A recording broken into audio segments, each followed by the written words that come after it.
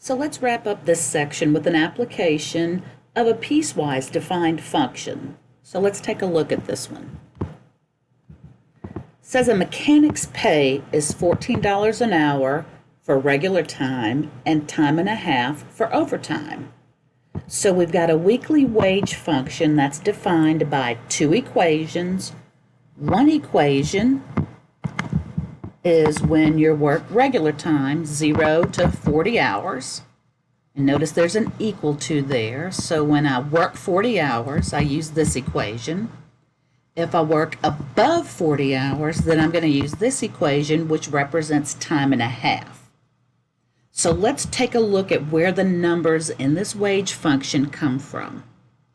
The 40 represents the 40-hour work week.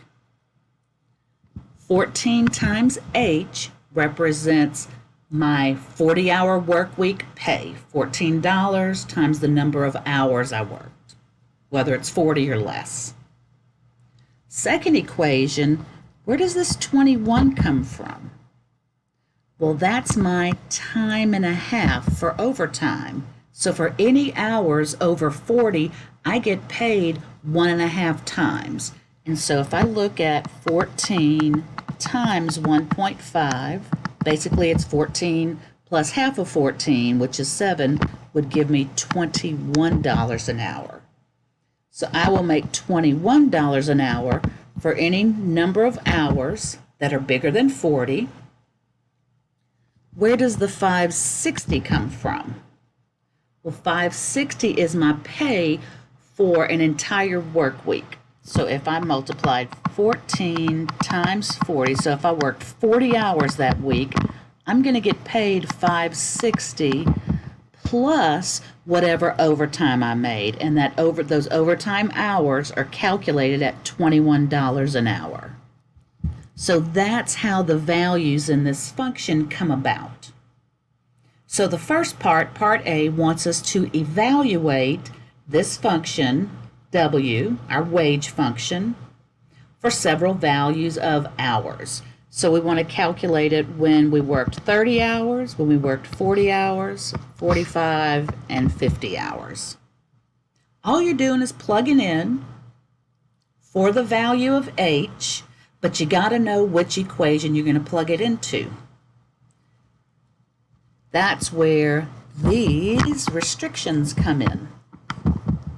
So if I'm working if I worked 30 hours that week, I'm going to use this equation because it's for when I work between 0 and 40 hours. If I want to calculate my wages if I worked 40 hours, I'm going to use the first equation because it's equal to 40. But if I work 45 hours, that's a number bigger than 40, greater than 40, so I would need to use my second equation to include my overtime.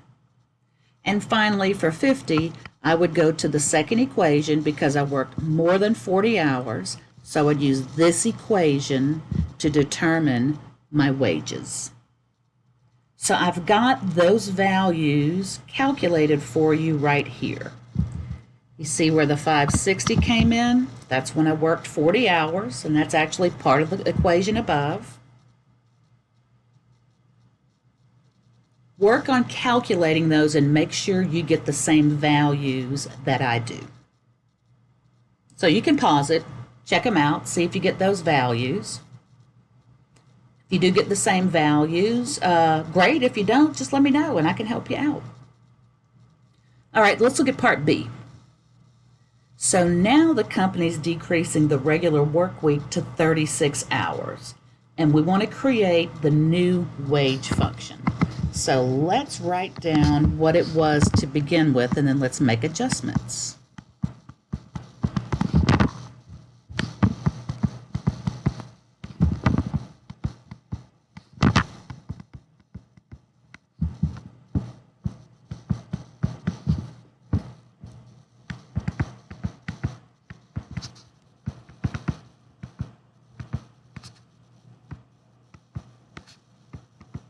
Make sure I copied that right.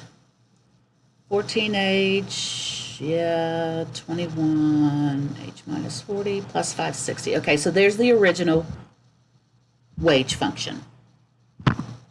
Let's make adjustments to match the decrease in the regular work week. Person's still making $14 an hour, so we're good.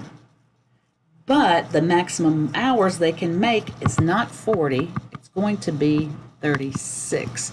So this number needs to change to 36. Is that going to change my other values in the second equation? Well, notice in the second equation, this guy was 40 based on a 40-hour work week. But since we have a 36-hour work week, that value needs to change to 36. And remember how the 560 came about earlier? It was the total amount you could make in a 40-hour work week. Now we don't have a 40-hour work week, we have a 36-hour work week. So that 560 needs to be adjusted to, let's see, 30, get out of there, to 36, oh, stop, to 36. So 36 times 14 gives me 504. So this would need to be adjusted to 504 to represent my pay for a 36-hour work week. 36 times 14. That would be our new wage function with those adjustments. So now let's look at part C. We're going to do something similar, but I'm going to again rewrite the initial function in blue and then make some changes. So the initial wage function looks like this.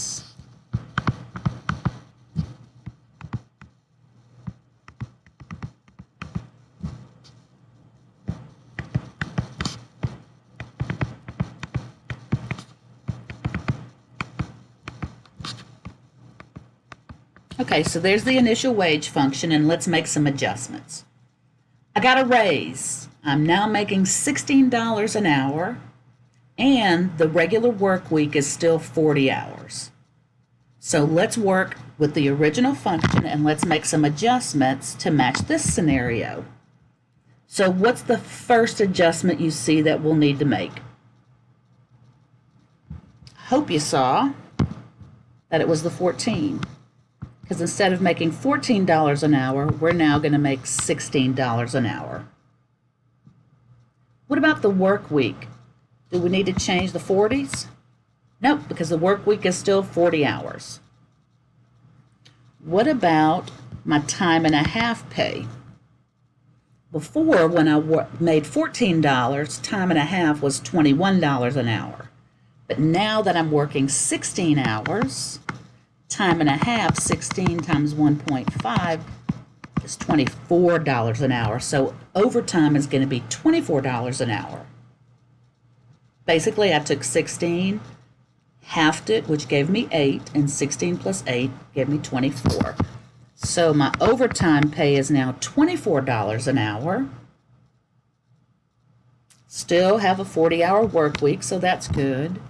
But this last value needs to change because that last value represents what you make for a full work week at now $16 an hour. So 16 times 40 is what I would now make in a full work week. Instead of $14 an hour, I've got 16. Ooh, let me clear this up.